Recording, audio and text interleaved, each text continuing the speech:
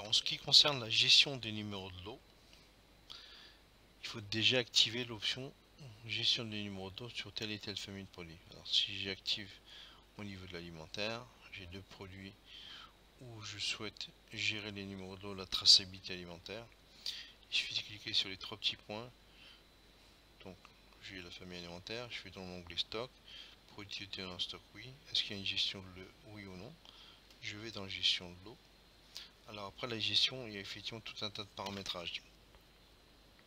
Donc le premier paramétrage, c'est une entrée et sortie en automatique, FIFO, la version FIFO, en first in first out. Donc le logiciel il va estimer automatiquement, vous vendez les DLC les plus courtes en premier, ou celles qui sont rentrées en stock les premières.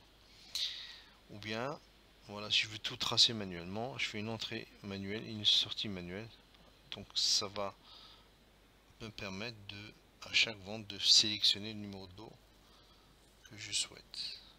Donc on a un masque de numérotation. Je peux définir pour les numéros de lot automatiques, je peux définir, moi je veux un numéro de lot de tel et tel format avec le mois, par exemple, tout ce paramètre au format que vous souhaitez. Donc j'active tout ça. Première chose qu'il faut faire, c'est d'activer. Alors je suis pas obligé d'activer sur toutes les familles de produits, mais je sélectionne la famille de produits sur laquelle je souhaite gérer la partie gestion numéro de lot. Donc je viens de l'activer au niveau de l'alimentaire. Si je rentre dans l'onglet unité, je vois qu'il y a 0 en stock. On va passer une commande, on va faire une entrée en stock et après on va regarder un petit peu comment ça se passe. Je vais facture, je vais prendre notre fournisseur métro, je vais choisir mes carottes, je vais dire qu'il y en a, il y a 20 colis à 3 € prix d'achat, ma céleri, mes céleris pareil, on va supposer qu'il y en a 15 et je les achète 2,50 €. Le taux ne correspond pas. Et là par défaut, donc quand je valide, on me demande, quand j'ai rien rentré, on me demande de rentrer un numéro de lot. Donc ça en théorie c'est le numéro de lot qui est sur les produits. Et ça c'est sur la partie céleri. Donc, évidemment ça peut être un code barre, ça peut être tout ce que vous souhaitez. Donc là par défaut j'ai deux numéros de lot sur deux produits différents. Alors maintenant si je fais une vente, forcément comme il y a un seul numéro de lot, il ne va pas me demander quel numéro c'est. Alors 3 jours après je reçois un nouveau lot, on va ressaisir une facture d'achat, facture, toujours chez Métro, on va choisir nos carottes, on va dire cette fois-ci il y en a 25, et on les rachète 3 €, mes céleris,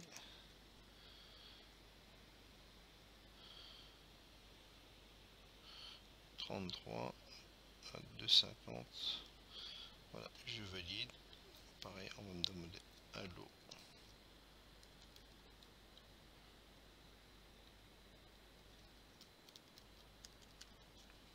Donc là par défaut, si je rentre dans mon état du stock, état du stock, je vais choisir ma famille alimentaire.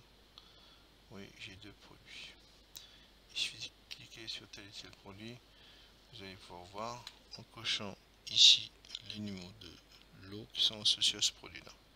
En n'importe quel moment, je vais pouvoir savoir quels sont les numéros de que j'ai en stock. Alors pendant la vente, il suffit de faire une nouvelle vente.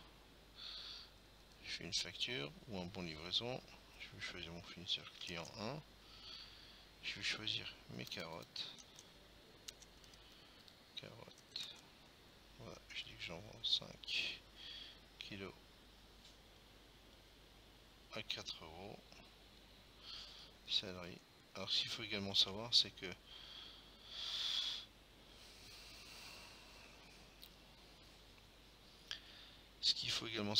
le logiciel automatiquement lors de la validation il va me demander les numéros de lot associés.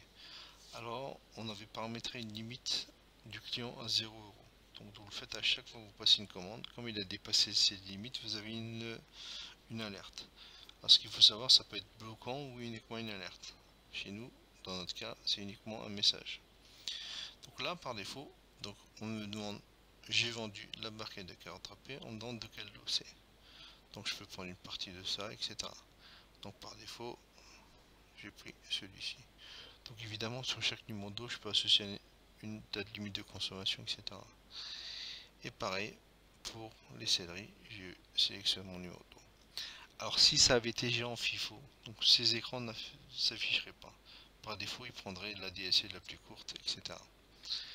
Voilà, tout simplement. Maintenant, j'ai fait ma facture, c'est sorti de mon stock. Si je retourne dans l'état de mon stock, vous voyez, on va rafraîchir l'écran.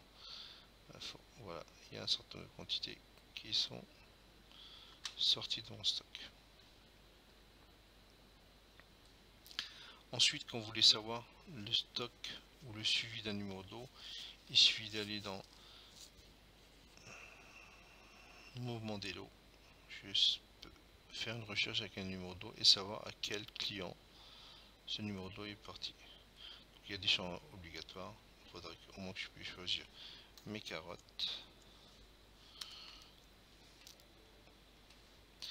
Donc en rentrant le numéro d'eau ici, vous voyez, vous avez tout un paramétrage, numéro d'eau minimum.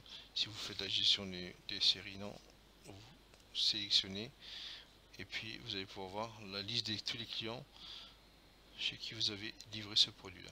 Donc si vous avez besoin de faire un retour, ça c'est des choses que vous pouvez tracer.